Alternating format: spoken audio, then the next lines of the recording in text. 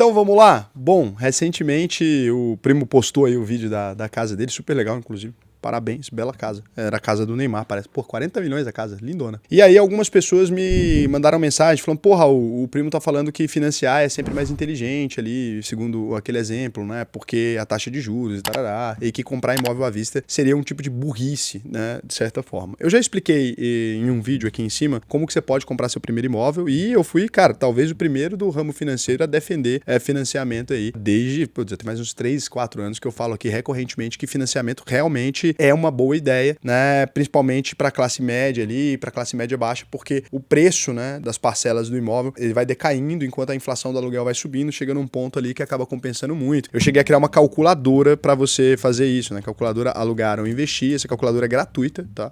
Eu fiz para vocês aqui, só escrever calculadora alugar ou investir, investidor sardinha, e você vem aqui, ó, alugar ou financiar. Você coloca o valor do imóvel, você coloca o valor do aluguel, você coloca a valorização média dos imóveis na sua região, importantíssimo isso aqui, tá? Então, por exemplo, 500 mil aqui você coloca, né? Aí você vai ter um valor do aluguel aí na região. Um imóvel de 500 mil, o aluguel em média é 0,5% do valor do imóvel, tá? Você vai vir aqui e colocar 0,5, R$ 2.500, né? Então, por exemplo, aí você tem uma valorização anual. Aqui em Goiânia tá valorizando bem, né? Tá valorizando 6% no mínimo ao ano aí, mas tem lugar que valoriza até mais ou menos, então você tem que checar aí a alta dos imóveis. Como é que você pode saber quanto foi a valorização anual? É impossível saber. Não, pega a casa do seu avô, por exemplo, alguém que comprou uma casa, os seus pais, fala, pô, você comprou a casa há 15 anos, quanto que ela custava? Faz o reajuste, você vai descobrir quanto foi a valorização do imóvel, ver quanto tá valendo o imóvel agora, pronto. Você tem a valorização média da sua região aí, que pode ser muito diferente dessa ou muito próximo, tá? Aí você pega o IGPM anual, quanto que ele tá, aqui tem a média dos últimos anos, né, desde que o índice existe, ele teve uma redução nos últimos tempos, mas não foi lá essas coisas, e aqui você vai ter o valor da entrada. Usualmente, no Brasil, a Caixa Econômica e os sistemas pedem pelo menos 20%, agora 30%, né? Imóveis que não estão no Minha Casa Minha Vida e tal, tá pedindo 30% agora. Então você teria que, agora eu vou ter que fazer, 500 mil então, aí eu vou tirar aqui 30% só pra gente ver. Então você vê aí, tá, 150 mil, tá? Aí os custos do financiamento, você vai gastar mais uns 20 mil de documentação, aquela coisa,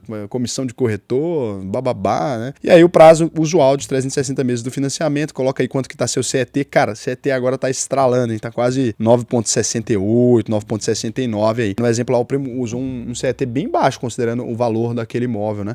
Tá abaixo dos 10% ali, achei legal. Ele conseguiu um bom CET. Nos tempos atuais não tá sendo fácil conseguir um CET desse jeito. E aí a sua rentabilidade normal da sua carteira, você poderia colocar aí, pô, uns 12%, né? Tá pelo menos isso agora. Mas se o Selic tá rendendo isso, você poderia render até mais. E aí você vai calcular, e aqui ele vai falar para você que o melhor resultado, nesse caso aqui do exemplo, seria financiando e investindo, né? Porque você vai ter um patrimônio maior. E aqui ele vai mostrar por quê. Aqui essa diferença vai se dar porque na primeira prestação aqui você pagou 170 mil, então a gente considera que quem vai alugar ele tem 170 mil para investir, né? Para ficar pontos iguais. Vocês têm que ter a mesma quantidade de dinheiro. Um não pode colocar muito mais que o outro, porque senão não faria sentido. A conta tem que ser feita com valores iguais. E aqui você vê que quem financiou não tem como investir no começo, né? Mas lá pra frente ele começa a investir porque a parcela dele é decrescente. E nesse cenário, quem vai alugar, ele vai cada vez investir menos em relação a quem tá com o imóvel financiado, porque quem tá com o imóvel financiado vai ter mais dinheiro aqui, né? Então acaba influenciando nesse aspecto. E você vê que alugando, investindo, você também teria um patrimônio positivo, né? 5 milhões, mas você teria menos, né? Porque você teria aportado muito menos, porque depois ia subir o preço da parcela. Mas eu poderia continuar aportando, porque mesmo subindo a parcela eu também vou ganhar mais e tal. Sim, só que a outra pessoa que financiou, ela vai ganhar ainda mais, né? Porque se vocês ganham o mesmo salário, em algum momento a parcela decrescente, a sua tá aumentando. Então, necessariamente é por isso que acaba compensando mais fazer o financiamento. Só que essa ideia de que financiar é bom independente da situação, porque você vai ganhar dinheiro com os investimentos, eu vou me permitir aqui, né, discordar do Thiago e com todo respeito, é só uma discordância mesmo. Eu acho o Thiago um cara massa, a gente já trocou ideia na vida e tal, a gente não é inimigo. Gosto do Perini também, que é do Grupo Primo, tudo certo. Mas eu acho que essa é uma ideia que, quando você tem muito dinheiro, faz sentido. Porque a questão é a seguinte, se você tiver que mudar de uma casa de 40 milhões, né, pra uma casa de 2 milhões, vamos supor que sua vida deu errado, e você tem muito dinheiro, cara, você vai comprar outra casa à vista e vai fazer qualquer outro financiamento e não muda muita coisa. Pra pessoa, quando ela ganha pouco, não é a mesma relação que a gente tem, né? Quando você ganha muito pouco, você tem uma relação muito diferente com o dinheiro. Por quê? Porque vamos supor que você não quitou sua casa e você fica desempregado agora. Você não tem X milhões na conta pra ir lá e simplesmente comprar uma casa. Normalmente, você fez esse financiamento ali e você tá vivendo meio que, eu podia até ter o dinheiro à vista, né, pra pagar, mas agora eu tô numa necessidade, alguém ficou doente, alguma coisa, eu gastei esse dinheiro. E você não tem outro dinheiro de onde tirar. E agora você tá pagando a parcela da casa, vamos supor que você tá acidentado, alguma coisa, você não tem como pagar essa parcela, pô, você vai ficar com a sua casa, né, o lugar que você mora, você vai ficar com ele ali sem estar quitado e sem ter condições de pagar a parcela. Supor que você gastou na emergência médica, pô, você tem um filho, ele teve leucemia, Raul, isso não acontece. O mundo real é foda. Né? E aí você é um cara de classe média, teve que dar todo o seu dinheiro tentando resolver aquilo ali da melhor forma possível, a sua família é a sua prioridade, e agora você ficou sem ter seu teto, né?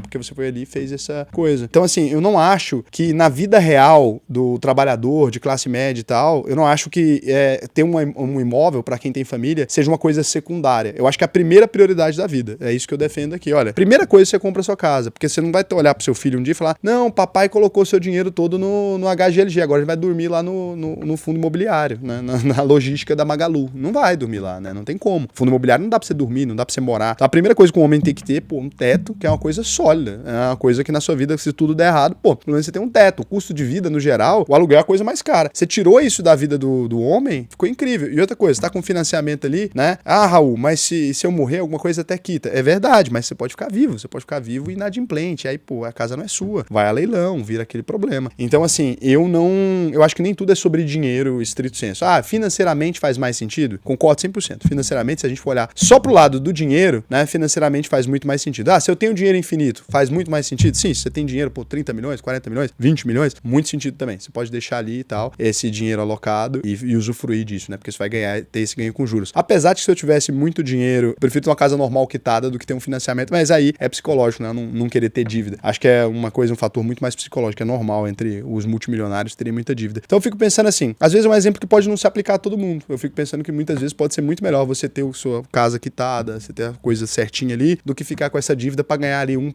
2%, que no caso do seu dinheiro não vai ser muito relevante. E lembrando também que o mercado nem sempre ele é extremamente rentável. O que você vai fazer nos anos, por exemplo, que você tem, igual a gente tá pegando agora, uma recessão do Ibovespa aí, a carteira tá rendendo incrível? Não tá, né? Mas tem minha parte de renda fixa que tá. Pois é, mas o restante não tá rendendo legal. E aí você enfiou tudo na carteira, você tá vendo tudo no vermelho. Uma coisa não sai da outra, né? Você vai pegar o dinheiro ali, vai render, vai sair a parcela, a não ser que você já tenha muito dinheiro. Porque no caso você vai continuar trabalhando e vai aportar ali naquilo. Mas você não tem o dinheiro já rendendo, né? Você tem o dinheiro pronto para comprar a casa à vista, você tem uma quantidade gigantesca de dinheiro que é suficiente para pagar a parcela? Muitas vezes não. Então você vai continuar tendo que desembolsar. No meu ponto de vista, melhor coisa que você pode fazer, sendo um homem, tendo uma família, ou sendo uma mulher, tendo uma família, é ter uma casa quitada. Isso dá tranquilidade. Desde seu avô, todo mundo já ensinava isso. Raul, mas não é um conselho financeiro, sei lá o quê. Cara, eu nunca vi ninguém se arrepender de ter uma casa própria. Nunca vi falar. Nossa, chegou uma crise feia na minha vida, eu tinha uma casa própria, que merda. Tô com dinheiro imobilizado. Nunca vi. A inflação me pegou, o Collor me pegou. Nunca vi ninguém falando, minha casa foi um problema na minha vida. Pelo contrário, eu já vi ela ser solução em vários casos. Já vi gente que a casa valorizou muito acima desse tipo de coisa, porque construiu um shopping, alguma coisa. Então, tem uma parte do seu dinheiro na sua vida que tem que estar imobilizado mesmo. Nem tudo é liquidez. A gente investe a maior parte do dinheiro, é claro, mas você tem que começar de algum ponto. E eu não acho que seja por aí. Então, fica aí, né? Você pode comentar aqui se você discorda de mim também. Acho que é normal, né? Cada um vai pensar de um jeito, assim. Mas eu não ensino isso na UVP. Eu ensino necessariamente. Eu explico que esse é o melhor método. Já fiz esse cálculo para todo mundo. Na UVP tem uma aula mostrando, de fato, né? Você faz mais sentido se você está tendo uma rentabilidade maior. Financeiramente faz mais sentido, mas eu não recomendo. E continuo não recomendando. Continuo recomendando você comprar uma casa mesmo, tá?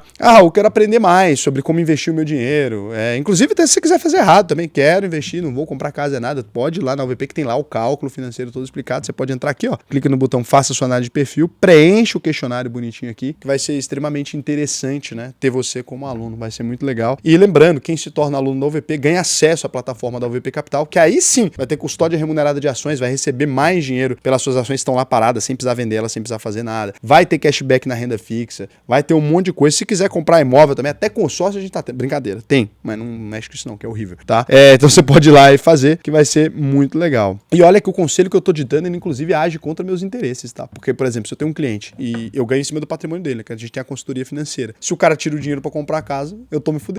Realmente. Tá agindo contra o meu interesse financeiro. Você vê que eu tô sendo sincero mesmo, porque quanto mais dinheiro eu tenho sob custódia, mais eu ganho, né? Quanto mais dinheiro você tá comigo ali, mais eu ganho, né? Agora, quando eu falo pra você, não, pega esse dinheiro e tira, o cara tinha 400 mil ali, vai comprar uma casa à vista, eu perdi o dinheiro todo que ele tinha. Mas a gente tem que pagar o preço muitas vezes por falar o que eu acredito, né? Eu não posso falar outra coisa, que é o inverso do que eu acredito. Então, é o preço da sinceridade, triste. O Felipe Andres até fez um comentário interessante, ó, 18 horas atrás. A maior pergunta que pode definir essa questão é: você tem estabilidade profissional? Ninguém tem no Brasil, tá, meu lindo?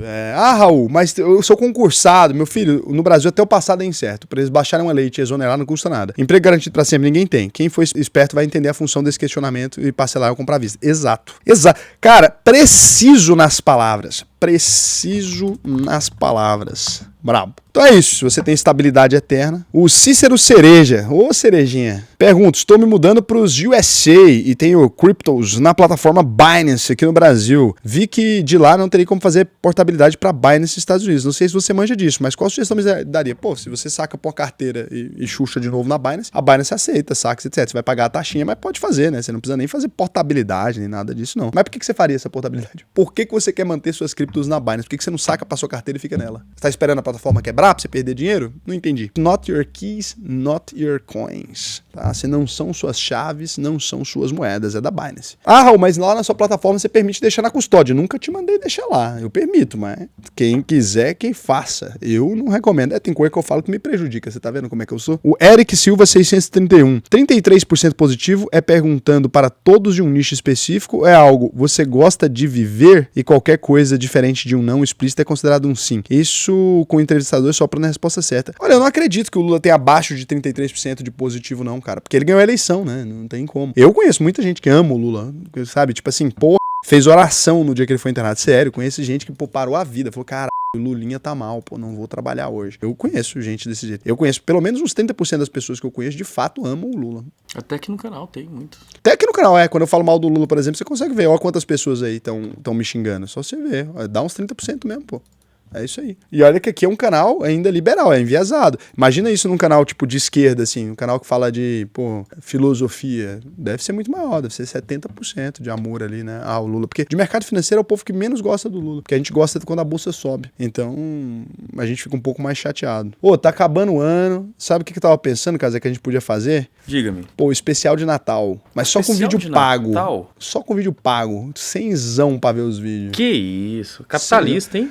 Cara, o que eu tava pensando? Quem gosta do especial de Natal gosta muito. Perfeito. E quem não gosta odeia, não é isso? Perfeito. E aí, se o cara gosta muito, é uma chance que a gente tem de explorar ele. O que você acha? Eu acho que é um capitalismo maravilhoso. Acho que é o ideal. Não, vamos por R$20. Vintão, barato, hein? R$20. Fechou. Nem pra mim, nem pra você. Nem pra mim, nem pra você. 20 conto. O que vocês acham?